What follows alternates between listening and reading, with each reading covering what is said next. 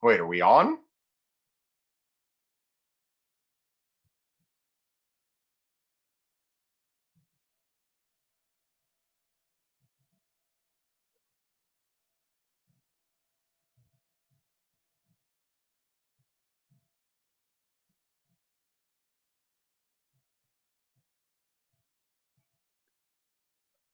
All right. Welcome, everyone. Lunatic Live. I'm Mercury Black. This is sorting myself out.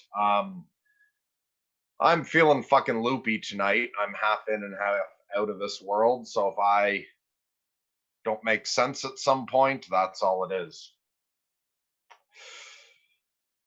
So I see a few people are here already. How's everyone else doing tonight? Grizz, was there anything else to cover at the beginning?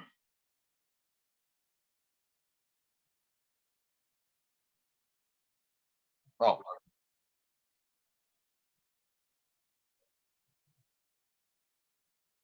yeah, I can't think of anything to comment on the banana talk. Hey, Nolan, good to see you. And Gregory, Shane, Daniel. Hey, Ann, good to see you. All right, so why don't we cut into or just go directly to sharing some music together. So tonight's stream is called A Meek Moon because I decided to play part of the Highbury working, and in particular to share the last two songs. One's about Joe Meek, and then the last one is sort of the pinnacle of the album. So what do I describe first, the album or Joe Meek? Fuck. Okay, so the album is the Highbury Working by the Moon and Serpent Grand Egyptian Theater, which is Alan Moore's project. And the idea of the album is that it's a beat seance. So it's intended as a magic ritual. The idea was that Highbury was an area that was run down, it lost its soul. Just one of those dreary places that seems to wear down on everybody. So Alan Moore decided to do a magic ritual in the form of a musical performance to create an angel for Highbury. And what was his word for it? Psychogeography. So the album starts with Alan Moore being called in to help the town, and then he proceeds to perform psychogeography, where he investigates the history of the area, and with his interesting ideas about the nature of time and the way he sees everything interrelated, and the way he sees the history of an area as being part of its sort of mythological lifeblood. He goes through the history of the area in the earlier songs and is sort of trying to dig up the ghosts.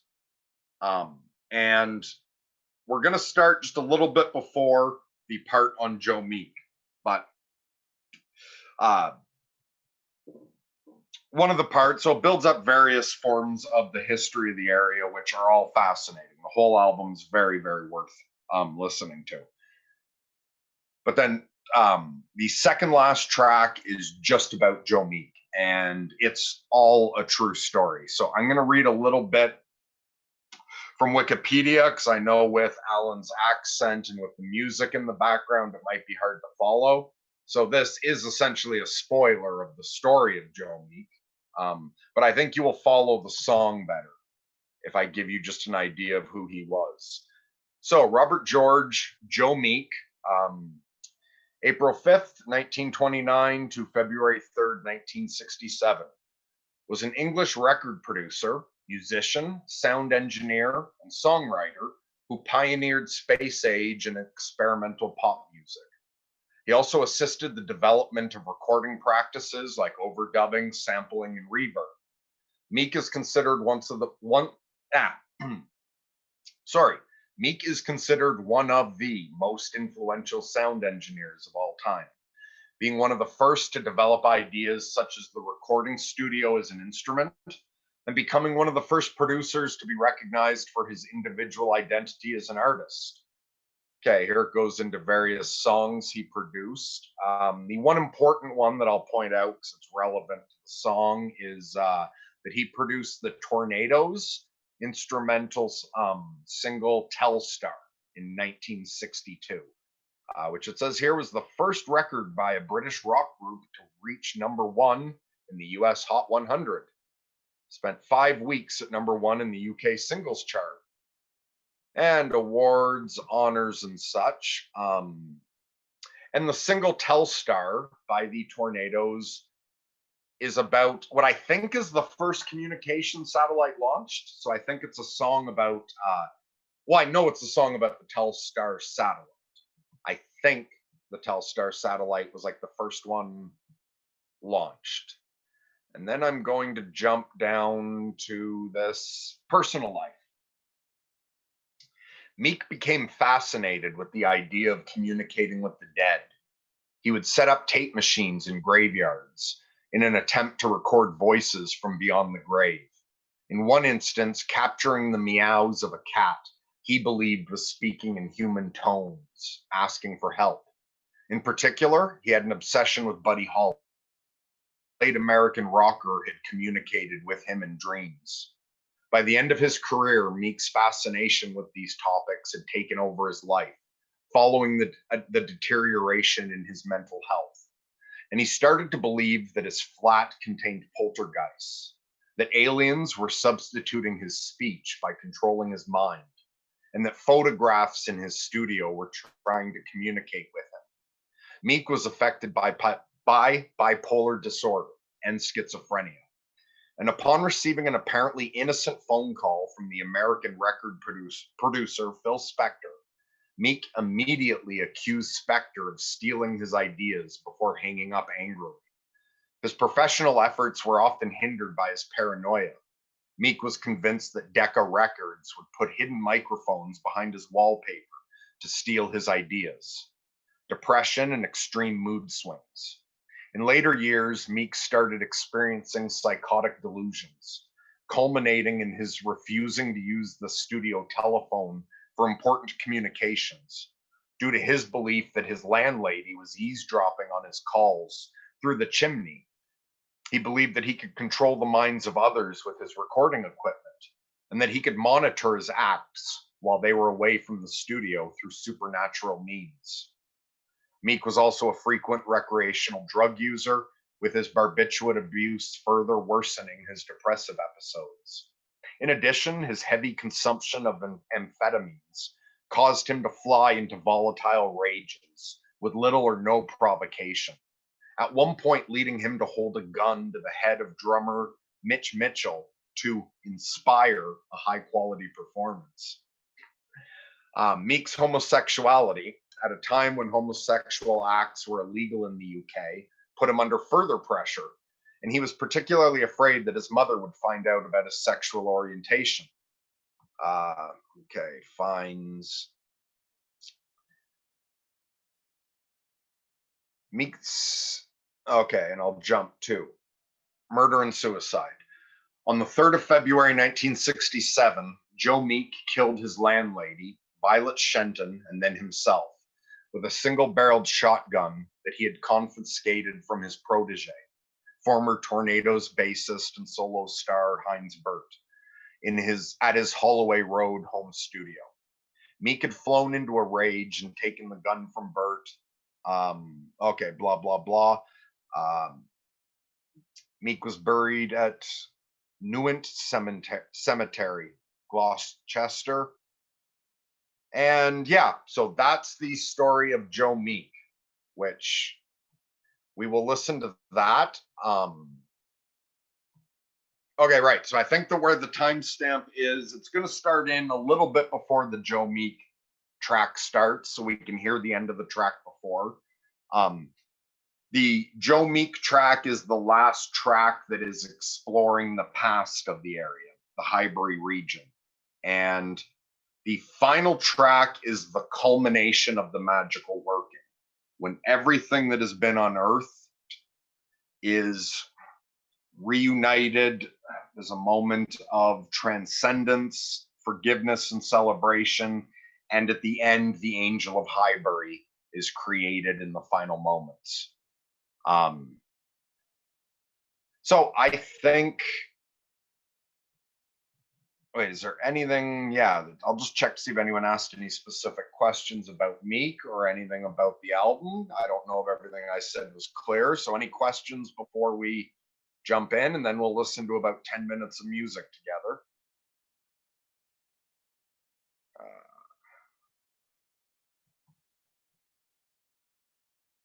Alucard the Immortal. Alucard! Great to see you here. I'm a huge fucking fan. I just rewatched Hellsing recently. Why aren't I rich? No offense. Yeah, no, I'm poor because I'm insane and live off of disability. So I suppose the reason I'm not rich is because I don't have any money. Hey, James, good to see you. So any last questions about context to enjoy the pinnacle of this magical working together? Or are we ready to go? Oh, and I'll add Joe Meek's one album that he made in his own that was really groundbreaking. I think it was the first album recorded in stereo sound. And he put just immense work into it. Fuck, I forget exactly what he was trying to do, but he was trying to also do something magical by creating the album I Hear a New World.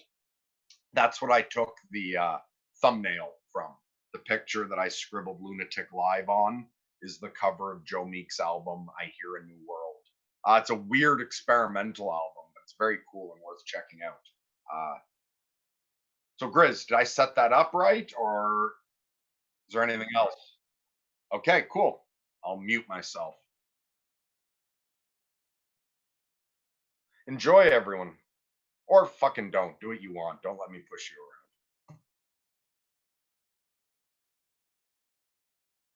around. Tollendone, this higher town, its gasping lunar atmosphere.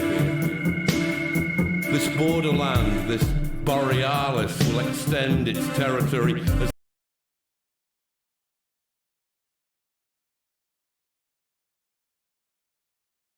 Oh, only I can hear you? Okay, so Grizz is in my ear. That's why that might be confusing otherwise. He says we just had some technical difficulties, so we're gonna try this. The actual borough that supports it is encroached upon, diminished. Highbury's physical domain, its body, shrivels and grows weak, will soon be eaten by its neighbouring townships. Everyone's already making out they live in Islington, the Blair Zone.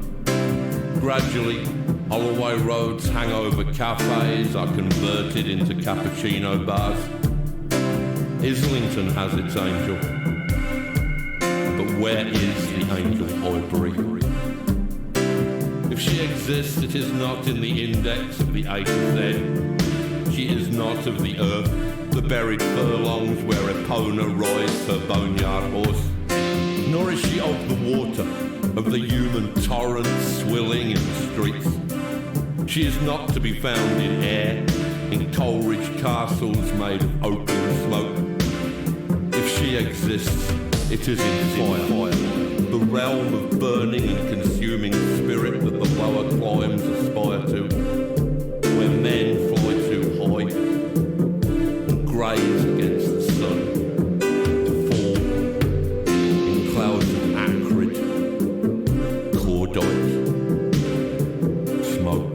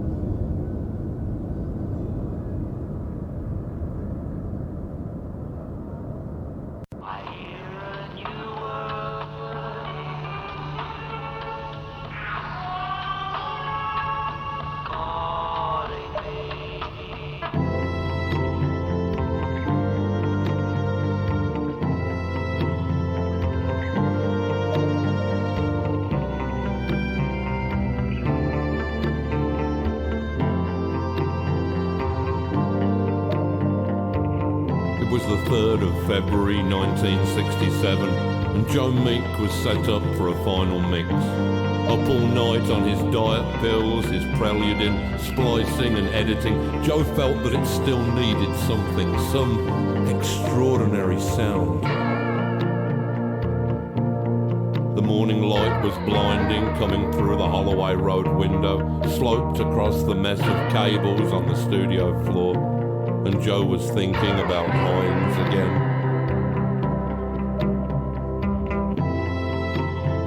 Around the walls were pale rectangles, after images, where Joe had taken down the paintings that he'd done and tried to burn them on his 2-bar heater. They were evidence, incriminating imagery. The crying woman and Joe's favourite, the little black boys, dancing naked in the dreamy voodoo firelight.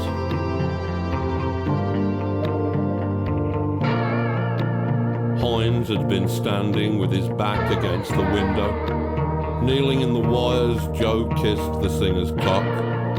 The sun through Hines' white hair was like a halo.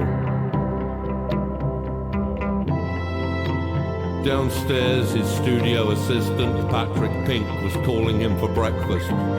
Joe stamped down and drank the coffee, didn't touch the toast. Knocked back the bitter dregs, then went into the kitchen to cremate his personal papers in a dustbin. All he'd say was, "They're not getting these." Eyes filling, he stared doggedly into the smoke.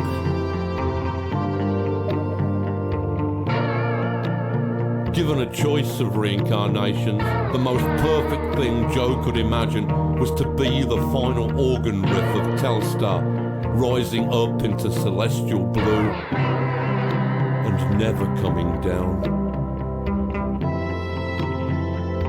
Joe went upstairs again and thought about life after death, all of the seances, the magic, Buddy Holly's end predicted, and the iron key placed in a Bible twisted by no earthly hand.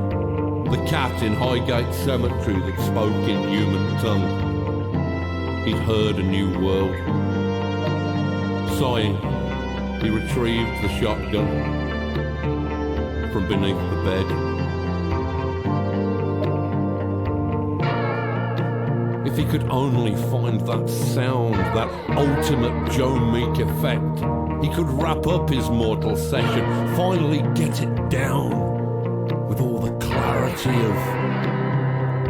of shattering glass. His landlady arrived at just the wrong time. Mrs. Shenton stumbled down the stairs with threads of woolen smoke still trailing from the distribution pattern in her back. The blast rang in the air. Joe tried imagining it with echo, maybe more compression, leaned his forehead on the still warm muzzle, tipped the trigger. There was the most perfect sound.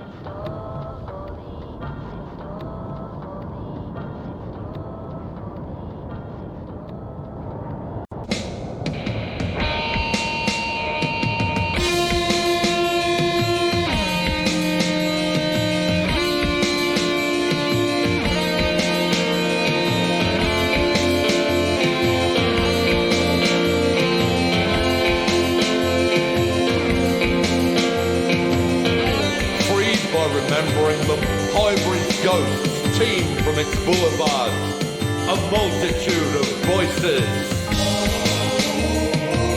And everyone's forgiven. Jack the Hat is dancing with the liberated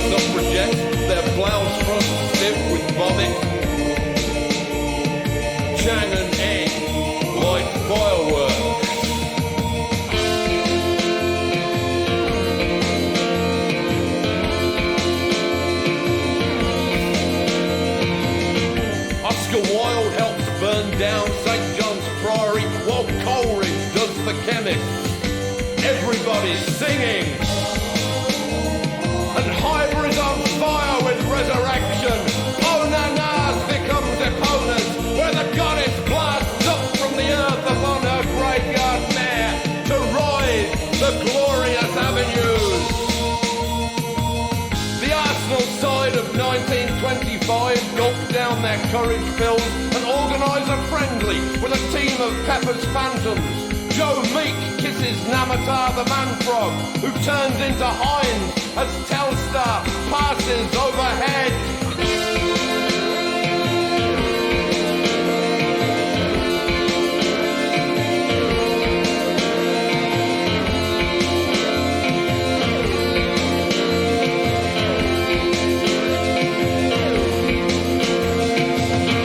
Pantomime finish with Dick Whittington, while Leotard the acrobat performs. Crowley conducts the chorus. And up above them all, the angel hybrid stands 1,000 feet tall, with her pinions spanned from Hampstead to Stoke Newington. Her robe is stitched together from the tattered cover fronts of pulp science fiction magazines erupted from the Fantasy Book Centre in Holloway Road. Her hair is woven from the blazing priory, long curls of flame caught in the wind that writhes about her face, a beacon fire against the sharp November dark. She towers above the cinemas and chip shops, lights them from above with white sparks dripping from her wings. Crushingly beautiful, and there, because we say she is, she rises, lifts into the galaxy like the last notes of Telstar, all of Ivory's ghosts safe at her breast. Exultant, shining, she ascends at last to take her place amongst the faultless constellations.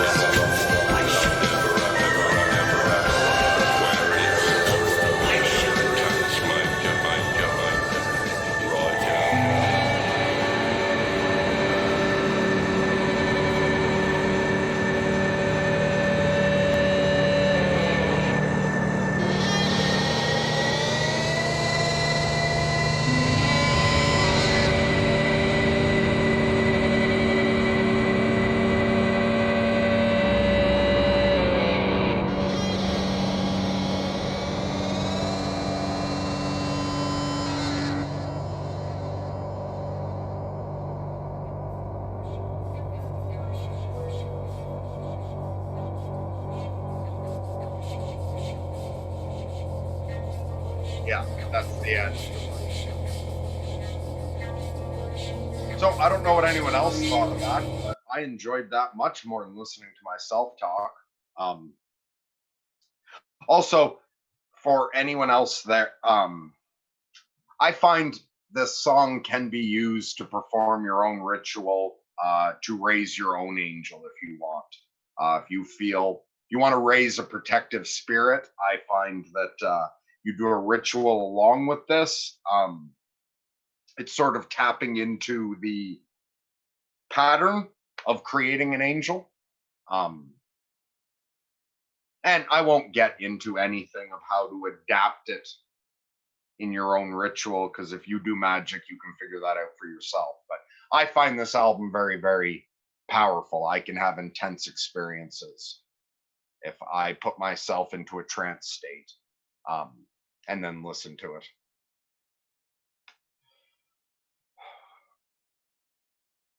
Fuck, now what do we do, Grizz?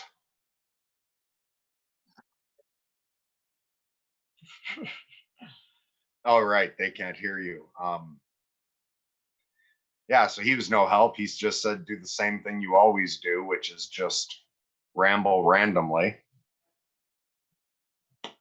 At the moment, all my brain wants to do is listen to that album again, and I'm not thinking of anything else to say. So someone help me out in chat. Alucard, are you still here?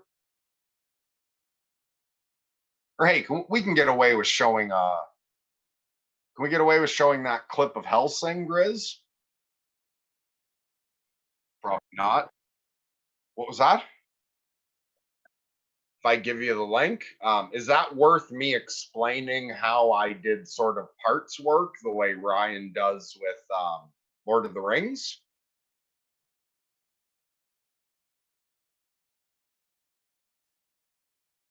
I'll find the clip while I set up the story. Okay, so I'll start with I've seen Ryan. This was something we did in the Sacred Flip class. Ryan played a scene from Lord of the Rings and then described how it affected him and did like subpersonality work using the scene. And I guess it's also like Peterson says, or I and my own had a similar idea, that one of the ways to explore your own subconscious is pay attention to the art that you find powerfully moving. And so when I was going through my recent really bad breakdown, like during the week when I was really struggling to keep control, I was just hitting extreme suicidal periods. So I was encountering my screaming suicidal subpersonality. I was encountering the harbinger of the gods of chaos, which is like the subpersonality that is the herald for my fucking Cthulhu, for my world ending psychosis. I was dealing with those subpersonalities. And I started rewatching the original Hellsing and found a certain scene just really powerful. And I found it was just the perfect metaphor for the way in which I was dealing with these really powerful subpersonalities that are like coming to destroy me. I dealt with them in a way this time that was different than any other. And I found this scene just really powerfully captures that. So, Grizz, I sent you the link. And so here's what's pertinent. So, for the sake of understanding, the vampire in red is my core subpersonality, I suppose. The one that, and the vampire in white to me recognizes both the suicidal subpersonality and the harbinger of the gods of chaos, because both of them are coming to destroy me. And this time, rather than trying to get away from them, this time I decided to turn and go directly towards them. So I decided not to try to make the experience any less intense, but to accept the invitation to dive in, like with the suicidal personality. I accepted the invitation to feel as suicidal as it could make me and tried to still find the now in that, find the thrill of surviving the battle that it wants to take with me. And so what I did was I invited those personalities to just go all out on me as far as trying to take me over. But I didn't allow them to take control. And I managed to get through that breakdown that way. So I maintained that I was sitting on the throne inside my psyche. I didn't let them operate my body or act on what they wanted, but I embraced, like the idea of the Buddha inviting Mara in for tea. I invited them in, and yeah, anyway, I think if you've got the clip ready, Grizz, that's enough of a setup.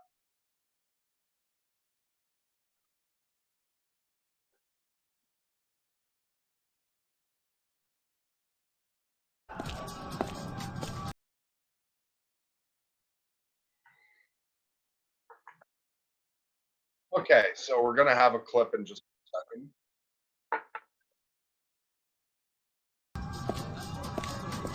legs. Summon your demons. Transform yourself. Regenerate your legs. Stand up. Pick up your gun and attack me. Do something! The night is still so young, and the real fun has yet to start. Come on. Come on. Come on. Come on. Come on. Come on. Come on! A monster!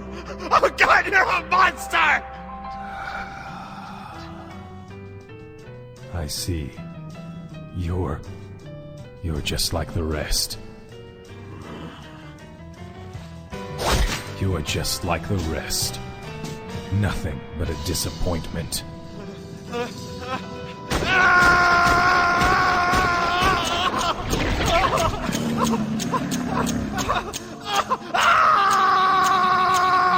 You're nothing but dog food.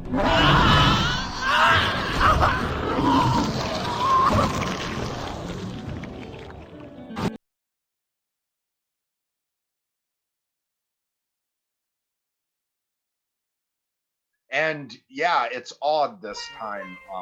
I found as I was having the breakdown. Oh, what? So the job of the writer. They're watching a commercial instead of me? Okay. Oh, they're still not hearing you, right? Oh, okay. Anyway, oh, right. So, especially with the suicidal subpersonality this time, when I decided to deal with it differently than I ever have before, it was pretty scary to invite it full on like that over and over.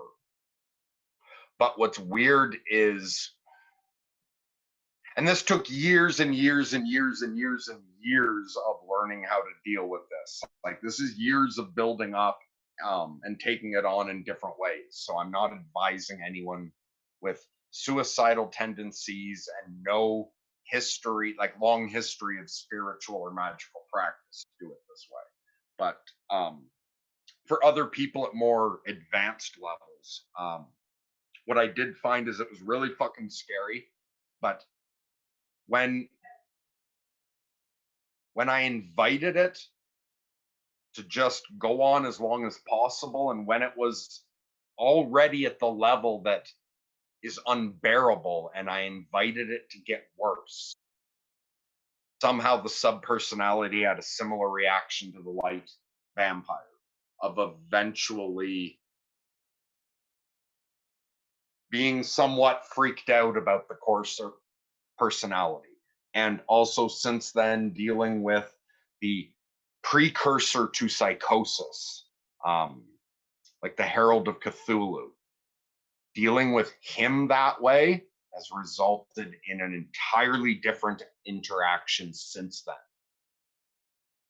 I can sit down, I can have like parlay with him now, and I never could before. Okay, so I'm going to go back and respond to things people have said that I didn't respond to yet. And I know there's not a lot here, so anyone who's got anything to say, now's a good time. I'm going to start going down. So Alucard, you still with us? Did you enjoy us all watching that scene together?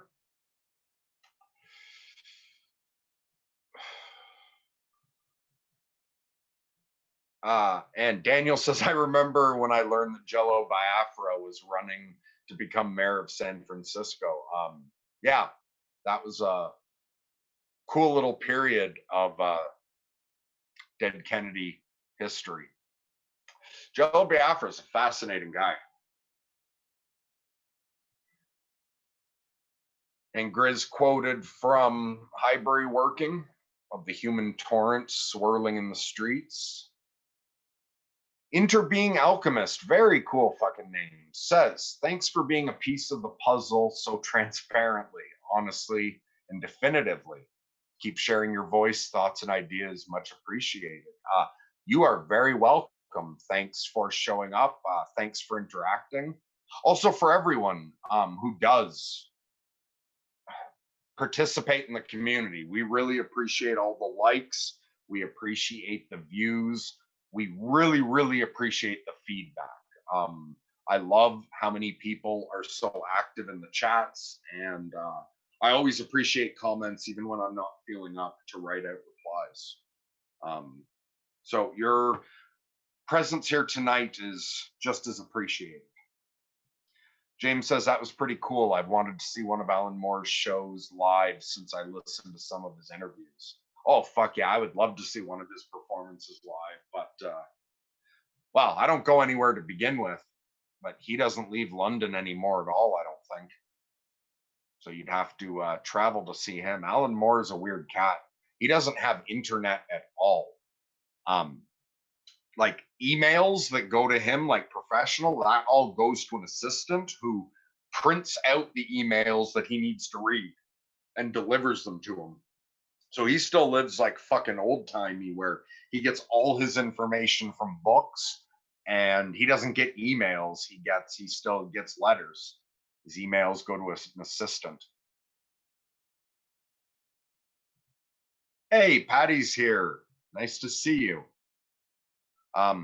This guy's lyrics are layered inside of their layers. Yeah, super philosophical, spiritual, thought-provoking. Yeah, absolutely. Like Alan Moore, I really think has become my favorite writer, especially when you combine his best comic book work with his novel Jerusalem. It's just fucking mind-blowing.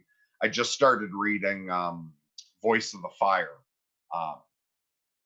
And it's excellent to start with, but also his lyrics for songs are just fucking mind-blowing, and the amount of research he puts into it. So for anyone who like goes back to listen to the whole album, like for example, one part of the history is talking about them putting up a building, and so they invited all the locals to provide like fill in underneath. So it was an opportunity to get rid of junk, and he says that, you know, one person contributed more than he meant to when like the horse dragging the cart had a heart attack and died and fell in. And then it like describes that the building was built on top of the horse, and so that horse skeleton is down in the foundation. That actually happened. Also, when he describes that, I think it was Roman soldiers who would have worshipped the goddess, shit, I'm blanking on her name. But so anyway, the Roman soldiers worshiping that goddess who rides on horseback, like that actually also occurred in the Highbury area. And so in the end, at the pinnacle, the goddess who was once worshipped had been forgotten, but who was resurrected by Alan Moore, and the skeleton horse from history that's built into the foundation of that building. Like she rises up riding on that horse. Or when it talks about Chang and Eng. Yes, Chang and Eng performed through that area. Those are the conjoint twins that made the term Siamese twins famous. But all of this shit, and especially when it gets to even like talking about Joe Meek and the cat that spoke to him in human tongues, so much of that shit sounds made up. And other than the fact that like he brings the ghosts alive, everything else in that he's claiming as history is history. And the amount of layers that Alan Moore can put into something is incredible. A really good example is, and James, are you still reading Jerusalem? How far have you gotten in it? But in the third book of Jerusalem,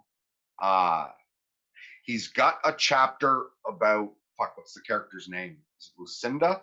But anyway, there's a character in an insane asylum, and his way of expressing like her insane thoughts is that the words become gibberish. Like if you were to just open to the middle of that, it's not words, it's total fucking gibberish. But he created it by combining words so that one word, and spelling words wrong, it's really hard to describe, but it's brutally hard to read. But once you learn to decipher it, he's making all these super profound points. And he's multiple times using these combined words to mean two or even sometimes three different things, so that one sentence of gibberish can be translated into a line where perhaps sun is meant as S-U-N in one case and S-O-N in another, and that both ways you read the whole sentence based on that both apply to different aspects of the story. It's absolutely fucking mind-blowing. And it comes from at 40, like Alan Moore was just a brilliant writer to begin with. But even before he took on being a magician, he was already doing his art magically. And I find this, kind of combines with what Peterson says, where if you know what you're going to write, like it's just propaganda, that true artists go into something and tap into inspiration beyond them, and that a true artist doesn't, is finding the message, isn't going in to create propaganda.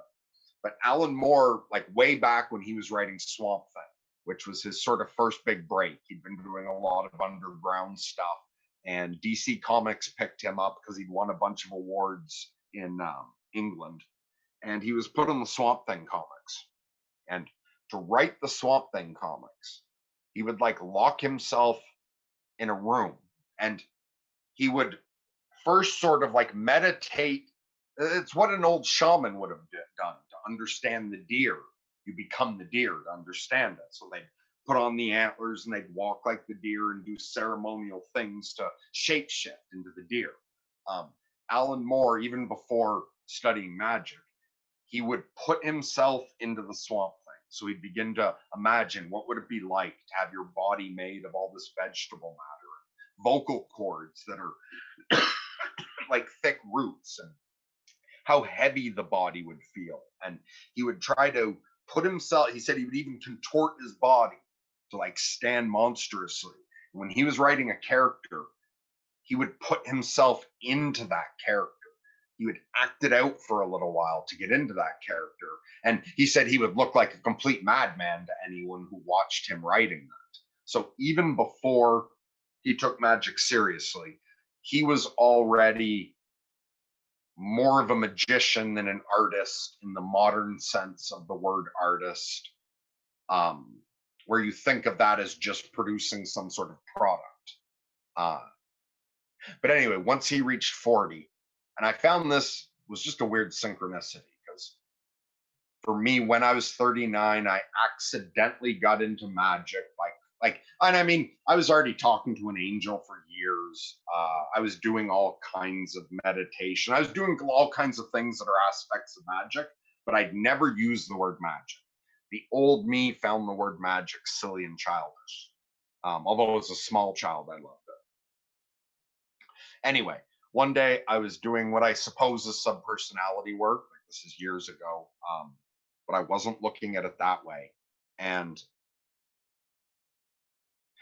to try to get, I don't want to get into everything about it. The point is, at one point, my angel said to me, okay, think of this as you're a magician setting this up to be a magician. And I said to my angel, I'm like, the word magician's stupid. Can I use such and such? And he's like, no, use the word magician. And so I did that, and it did work. It motivated me to get whatever done, but I didn't take it seriously that I was declaring myself a magician. However, very quickly, I just fell into becoming one. And all my old spiritual practices, all the philosophy, psychological work, everything suddenly fit together under the idea of magic with the K at the end. And at that point, I really started doing much better and making a lot more progress. Why did I tell? Okay.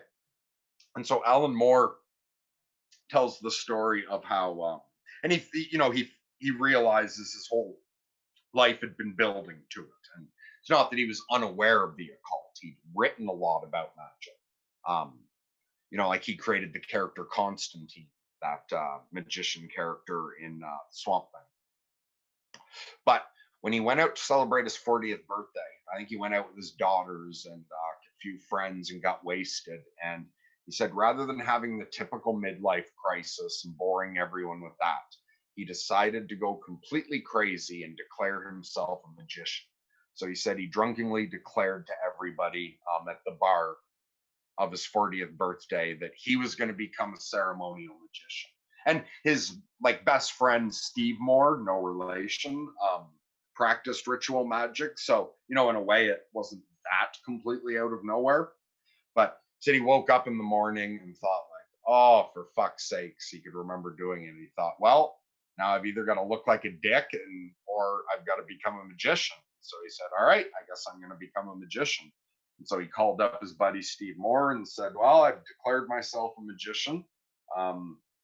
Tell me how to get started.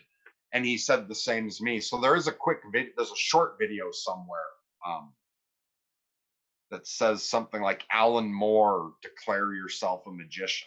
It's a great short little YouTube video, but it's where he warns, given that magic is largely the science of, using language to alter reality, be very careful about declaring yourself a magician. Okay, and what Patty's saying here, so I don't know what came before it, but this jumped out, and absolutely, Patty. I think we're using magic always, whether we know it or not, white or black magic. It becomes a power once we know we possess it. Some use it for good, and some use it for bad. Once we know we possess. Yeah, absolutely. And after going into the full-blown ritual magic a bit more, then suddenly I realized, like, oh, fuck me, everything is magic. Like, human consciousness like, all language is magic. All art is magic. The fucking internet is magic.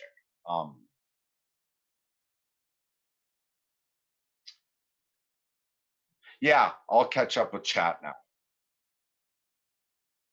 Okay, wait, you said the algorithm's watching. Did I do anything wrong? Oh, okay.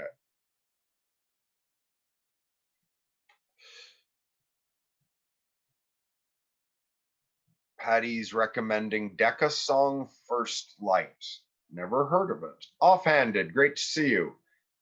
Offhanded says, hope all is well within. Actually, I've fallen into a really good mood during this stream.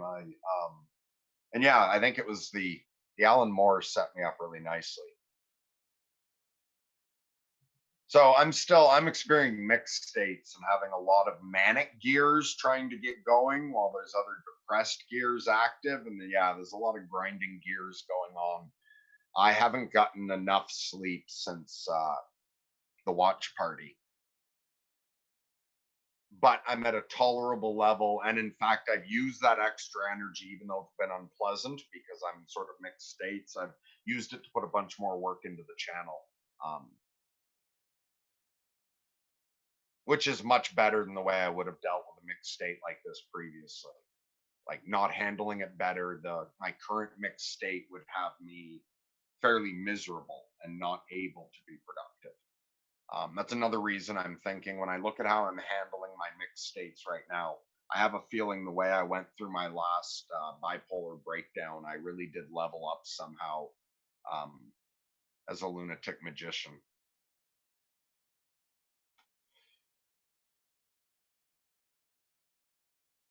Oh, okay, you were talking to James there. And Patty says this artist is similar in his depth, only worth hip hop sounds. I love poetry. James says, feel okay. James, I am reading Jerusalem, just finished the first book. I'm taking my time going through it so I can actually let things sink in as I go. Yeah, I took a couple months to read Jerusalem. And I found I also good, like really good writing. I read shit over and over again. So Jerusalem, not only is it like 1,200 pages, a lot of it is extremely dense. But on top of that, it is so fucking beautifully written that there were just so many pages where I'd get to the bottom of the page, just go right back to the beginning, just to enjoy the moment again. And I would do that over and over and over again. So as I went along, also sometimes, you get further in the book and they reference the character again. And then I just got to go back to when Vernal's up there painting the ceiling. You know, sometimes even when I was further in the book and the Vernals come up again, I'd get an urge to go back and reread that scene. So Jerusalem took me 3 or 4 months to get through.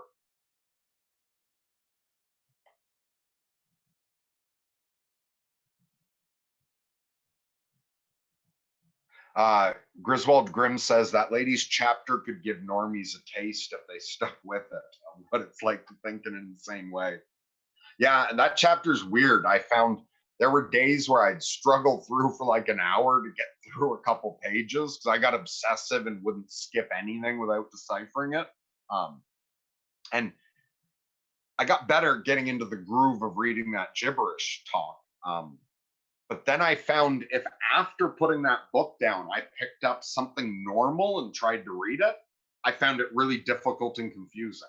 It's a really strange experience. So even Grizz, even having already read it, just as an experiment, try reading a few pages of that. Read it long enough until you've got that flow going with it, then pick up a normal book. And maybe that will show us what it feels like to be dyslexic. Because suddenly trying to read something normal is really hard. Well, at least it was for me.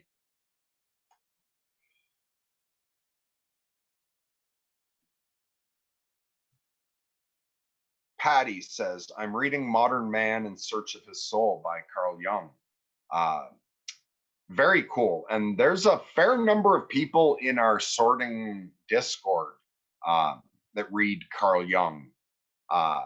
So if you feel like discussing that with people, are you already in our Discord? Anyway, if you're not, and if Grizz is around, maybe he would post the link for us if we're lucky. For anyone who wants to join that Discord.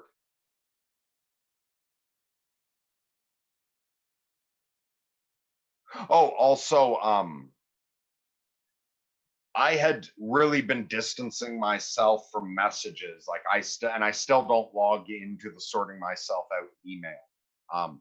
But for people who are in the Discord, for a while, if people are, I'm stepping up and trying to do a bit more communication and arranging some of my own like private support sessions with people and trying to arrange more podcasts. So I don't always know if I'll be able to check messages there. But at the moment, I'm handling it.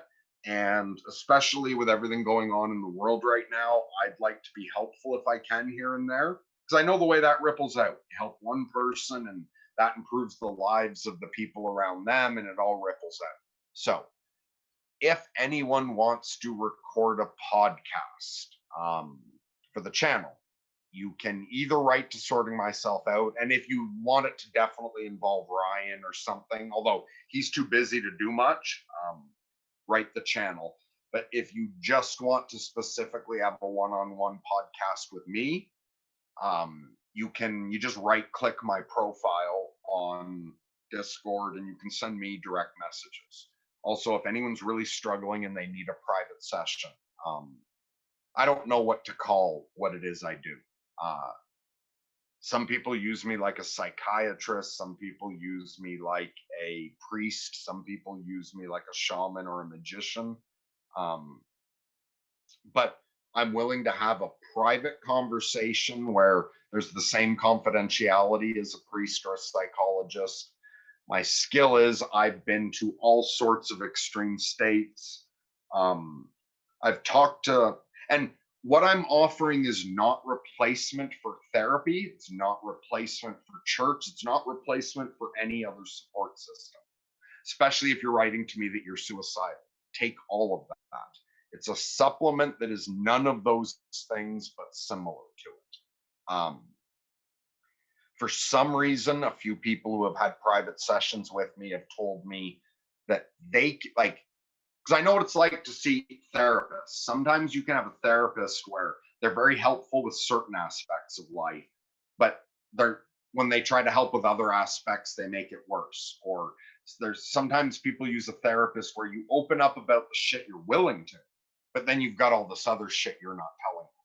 And I've had a few people over the past 6 months that when I did private sessions with them, they chose to talk to me about the things that they couldn't talk to their therapist about.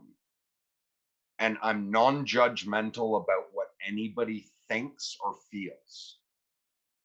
Like, obviously, we have to draw our lines of action. But yeah, if somebody's dealing with anger issues, I'm not going to be judgmental of your rage. And in fact, if you're coming to me because you have problems with rage and you want to correct your behavior, like, that's commendable.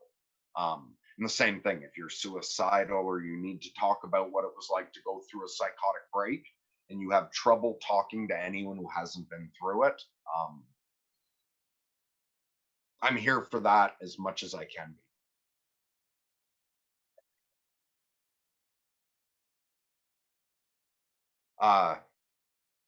Yeah,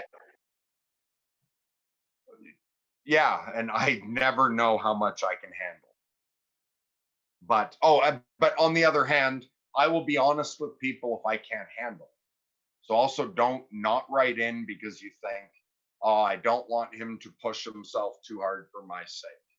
If, or even if I already arranged something with somebody and then my mental health is just under too much strain or something happens in life, I'll just be honest and postpone. Or if people write in and it becomes too much, I'll just make an announcement saying I'm taking a break from answering those messages. I'm sorry. But yeah, I'm fully aware that I don't know what I'm going to be able to do over the next few months. Could be almost nothing, or it could be a lot.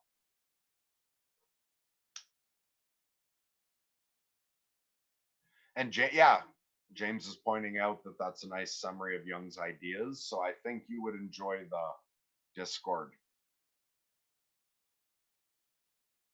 Okay, very cool. Welcome. Thanks for joining us. Shane Allen says, hey, Merc, how's your relationship with your angel? Fantastic. I've never once had a falling out with my angel. It was kind of scary often at first. Like, not scary in that it was going, but like scary as in it was fucking intense. It's a bit of a world changer. It's so powerful that that's scary, or used to be. I've adapted to that. That doesn't bother me in the slightest anymore. And my relationship with my angels always been fantastic. It's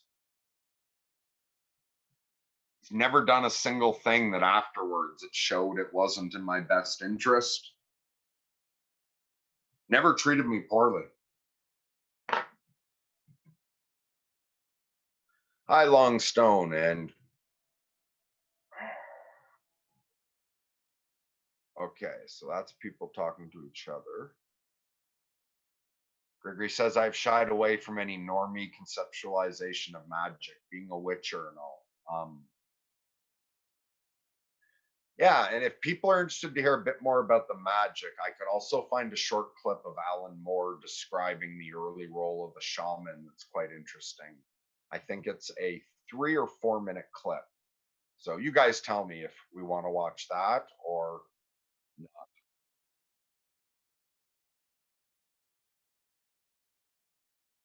Oh, you have things ready, Grizz? Oh, okay, awesome. So I'll just try to get caught up. I'm almost at the bottom, then we'll do that. There was the disc. Okay. Gregory Witcher says, I've not pinged you for a private session yet, Merc, but it probably ought to occur considering this gut feeling. Yeah, write to me on Discord, and we'll set something up. And you say, so are you on a break from your break, it seems? No, what it looks like is I'm really surprised. I thought I was, like, when I said I was taking a break, I thought I was going to be out of action for a couple months.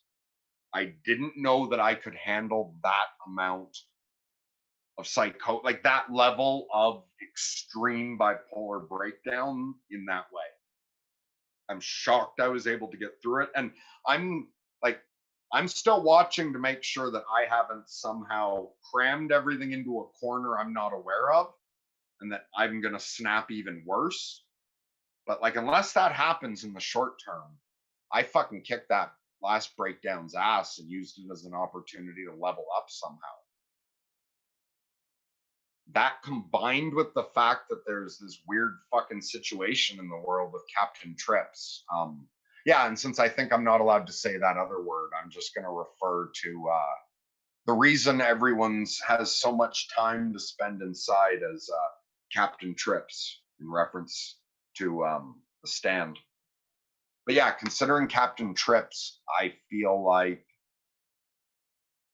I am supposed to get back to work. And I'm finding oddly that despite still getting in some pretty fucked up states, and like tonight, I'm really surprised. Like even now, I think I'm doing well, but I'm really fucking half in this world. And this is sort of, it does feel risky streaming when I'm like this. But I think I'm pulling it off. And so let's watch a clip.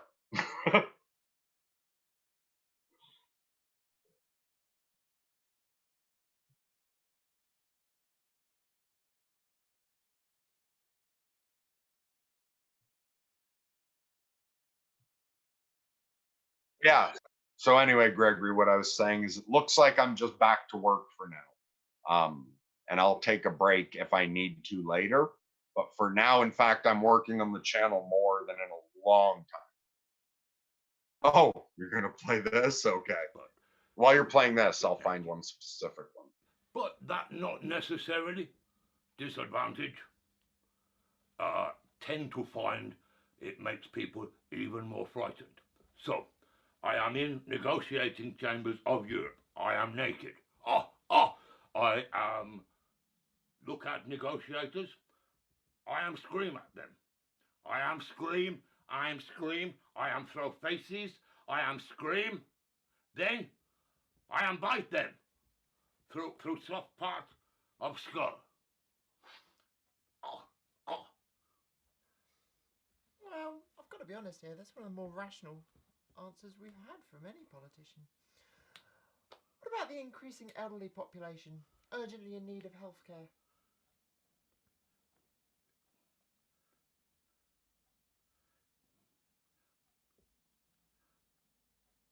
Made me think probably some kind of cap on care costs.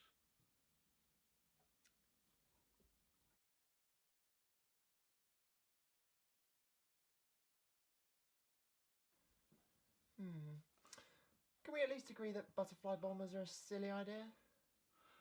Well, Kirsty, me think more delusional idea that me glimpse during psychotic episode, crouched upon runway with their wings fanning gently, and perhaps some kind of swastika design on wings. Me not sure about that element, but we need delusional weapons to keep up in international delusional arms race. This only common sense. Tough on humanity, tough on the causes of humanity, little and large. Can you not see this would halt the movement of the invisible hand that has guided us so skillfully across the centuries? You forgetting, Kirsty, that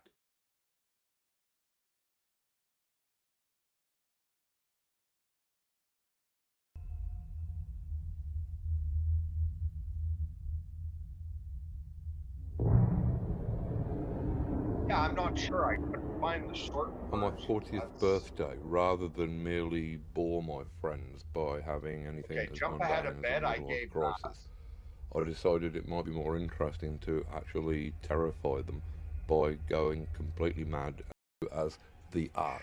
Okay. I believe that this is completely Yeah, literal. that I part. believe that Back a magic little. is art, and that art, whether that be as the art. There is some confusion This, yeah. as to what magic actually is. I think that this can be cleared up if you just look at the very earliest descriptions of magic. Magic, in its earliest form, is often referred to as the art. I believe that this is completely literal. I believe that magic is art, and that art, whether that be writing, music, sculpture, or any other form, is literally magic. Art is, like magic, the science of manipulating symbols, words or images, to achieve changes in consciousness. The very language of magic seems to be talking as much about writing or art as it is about supernatural events. A grimoire, for example, the Book of Spells, is simply a fancy way of saying grammar. Indeed, to cast a spell is simply to spell, to manipulate words, to change people's consciousness. And I believe that this is why an artist or writer is the closest thing in the contemporary world that you are likely to see to a shaman.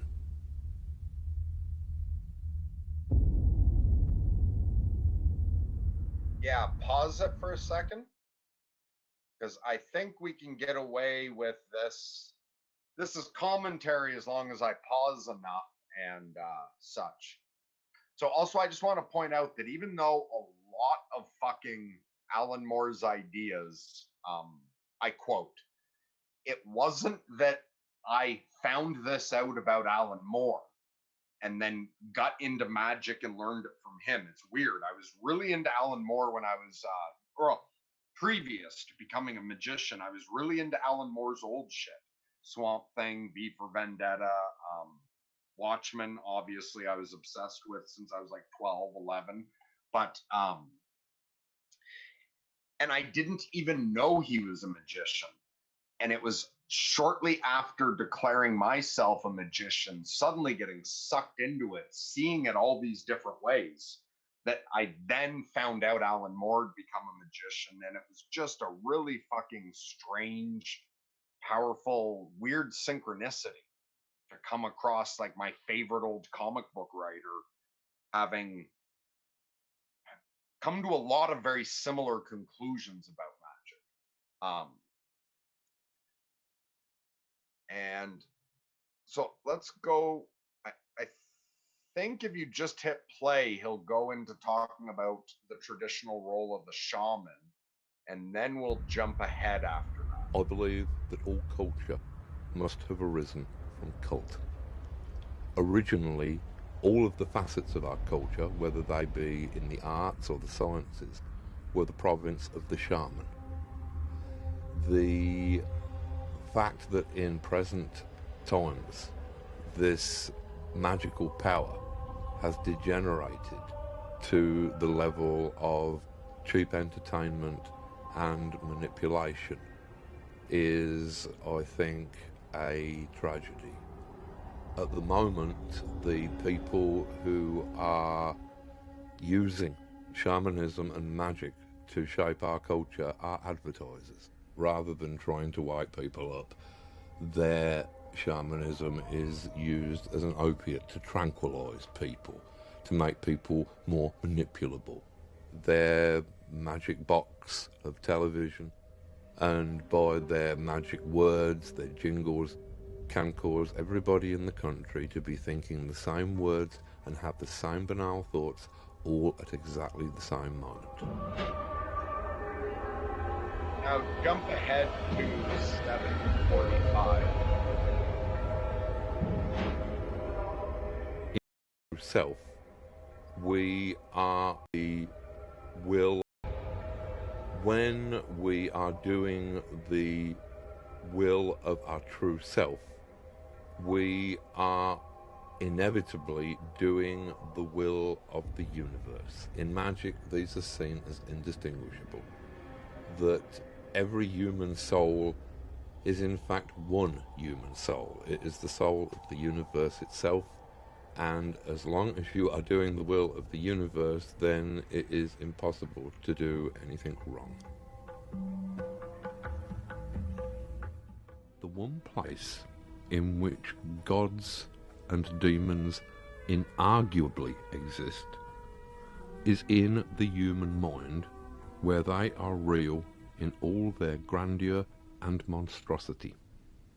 Actually, let the next thing about the Much of self magic, play. as I understand it, in the Western occult tradition, is the search for the self with a capital S. This is the meaning. This is crisis understood he as talks about being the great work, as being the gold that alchemists sought, as being the will, the soul, the thing that we have inside us that is behind the intellect, the body, the dreams, the inner dynamo of us, if you like. Now, this is the single most important thing that we can ever attain, the knowledge of our own self. And yet there are a frightening amount of people who seem to have the urge not just to ignore the self, but actually seem to have the urge to obliterate themselves. This is horrific, but you can almost understand the desire to simply wipe out that awareness because it's too much of a responsibility to actually possess such a thing as a soul, such a precious thing. What if you break it? What if you lose it? Mightn't it be best to anesthetize it, to deaden it, to destroy it, to not have to live with the pain of struggling towards it and trying to keep it pure? I think that the way that people immerse themselves in alcohol, in drugs, in television, in any of the addictions that our culture throws up can be seen as a deliberate attempt to destroy any connection between themselves and the responsibility of accepting and owning a higher self and then having to maintain it as any other piece of thing. Good. I've been looking. All right, so maybe when we're done, I'll edit the title by adding a Meek Moon and the Magic of Alan Moore. So, because that seems to be what this turned into, was much more about Alan Moore than Joe Meek. All right, so let's see. Gregory Witcher says, love it. I have a friend who is bipolar and schizo, affective, I believe. He has worlds collide, shadow people walking among and around the real world. He is way high in openness with the big five. He told me that I'm the first and only person he saw the shadow people either vaporize in my presence or avoid being near me. He doesn't see them all the time. Very interesting. And yeah, if you think in any way he'd be helped out by a discussion with me, let me know. Because those extreme phenomena like that doesn't weird me out at all.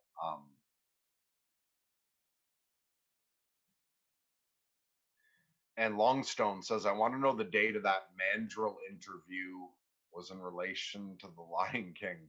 I have no idea, but Alan Moore recorded a song. Fuck, it's not Hail Cometh the Mandrill. And it's sort of a song to express his political beliefs. And so then I forget where it was that he was doing that, but it was around some election time, and he was just making a political point. It was around the same, or he would do live performances as the Mandrill. That's right. And so someone recorded an interview with him as if the Mandrill was actually running to be prime minister.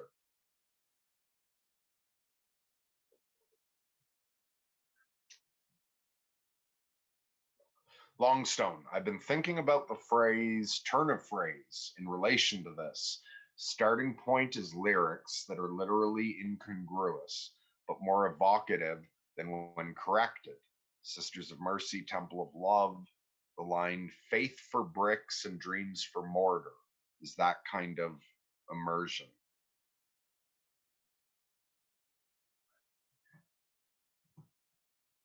Yeah, invert. I thought that was what you're saying. Inversion, not immersion. Yeah, absolutely. To turn and coin a phrase comes from old printing press days. Shane says that's a blessing, man, with your angel. Yeah, absolutely.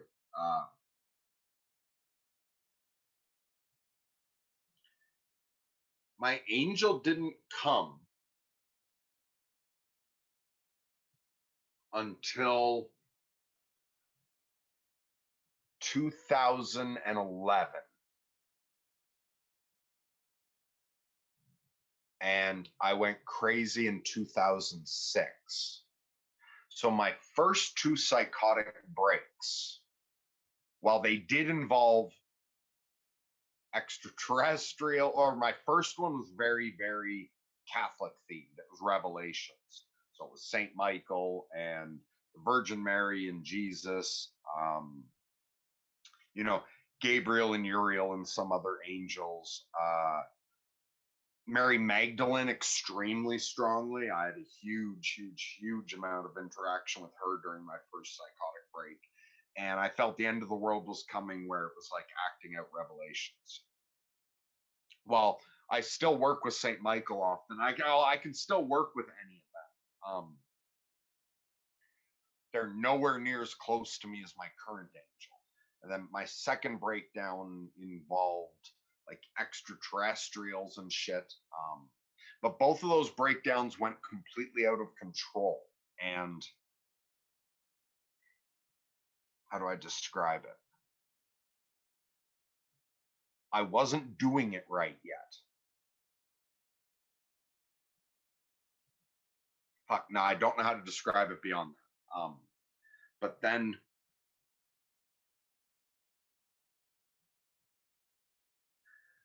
when after my second cycle, and so at that point, and both of my cycles were almost 3 years. At that point, every other manic cycle ended in a complete and total psychotic break, resulting in me being locked up against my will in an insane asylum. So coming up on my first mania after that, I was very concerned about that. However, the difference was that before, I would either during my depression try to go into denial about the fact that I was crazy, or also especially during the first cycle, I was being counseled that it was possible because of the bus accident that I would just go through a single cycle and that I might not be bipolar, that it might be some extreme form of like a PTSD reaction. And so I was trying to go back to normal. So at first two cycles when I wasn't psychotic, I was in denial, either trying to deny the problem or trying to cure myself, just go back to normal. And when I was going into the psychosis, I also didn't accept that I was bipolar. As the psychosis started to go in, I just 100% accepted, believed, and experienced that suddenly I was a supernatural being. So I believed I didn't need to eat. I believed I didn't need to sleep, that I was becoming superpowered. However, it was when I went into my third manic period was when I was taking it seriously. It was brutally hard to do. I didn't want to go crazy, like to accept that I was. But it was when I accepted that and I changed my goal, because before the goal was to either deny that I was crazy or fix myself. I decided, okay, I need to accept the reality of this. And instead of trying to go back to normal, I have to figure out how to live as a lunatic. And I think it was that decision and living that out for about 6 months that allowed my current angel, and again, Michael I interact with often, but my primary angel came in after I really accepted the reality of the situation and took on the role I was being asked to play. Also, at that point, I'd taken the vow of honesty, but I wasn't doing it right yet.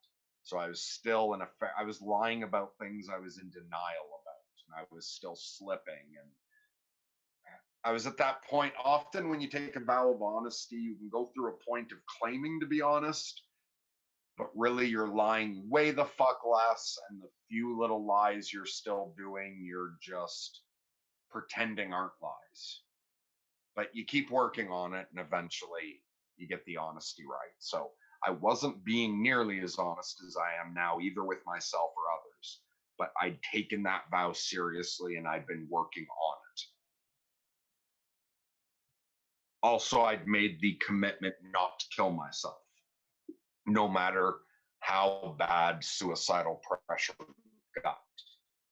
I feel like I'm missing a couple things, but those feel like things I had to accomplish before my angel would step in, because this angel is there for me in a way nothing else is. Yeah, that's got to be enough about that. Oh, fuck. That wasn't even a question. That was just someone made a quick little comment. I ranted about all that. Ah, shit. Where did everything go?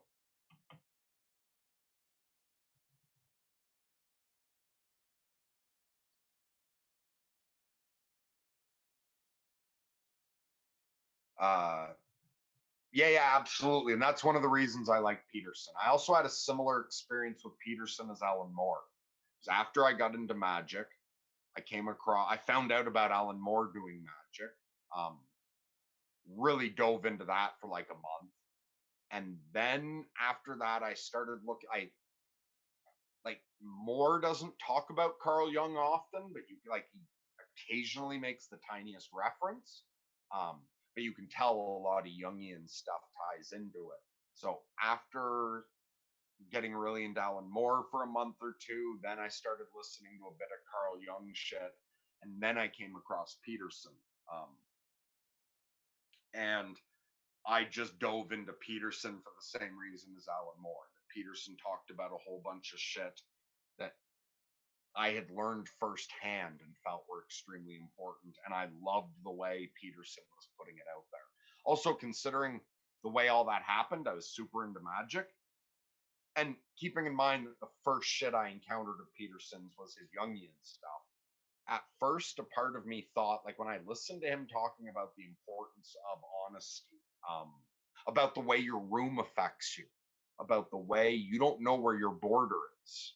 Like, do you really stop where you are, or are you a part of your family? Are you a part of this? And a few other things that I first saw him talk about, at first wasn't sure. Part of me thought, is Jordan Peterson a fucking closet ritual magician who is trying to give basic principles of high magic wrapped in psychology so that he can get that wisdom out to people without in any way revealing that it's a deep part of high magic? And eventually, yeah, I've come to think that no, he's not that. But I did later find he's had some mystical experiences, and those have profoundly affected his work. So, yeah, he's a little mystical, but he's not a closet magician.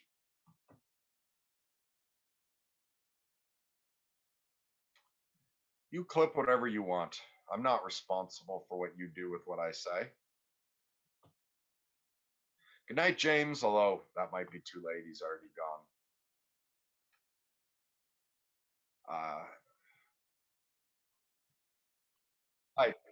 Hi, Dust to Dust. Yeah, you're saying we've got enough minutes. Let me just see, is there anything else? Is this just everyone saying good night, or is there anything else to respond to? Sorry, which?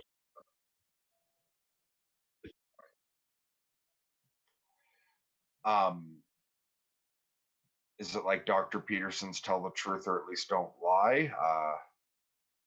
Yeah, I answered that, right? Okay, cool. Yeah, I think we're good for the night.